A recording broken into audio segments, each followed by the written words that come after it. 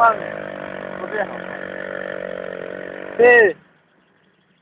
Szymon. Co bliżej stanąć? Gdzie bliżej?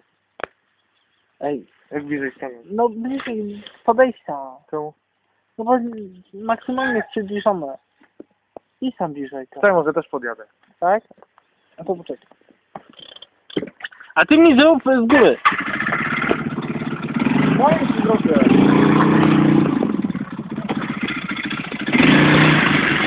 Najbliżej?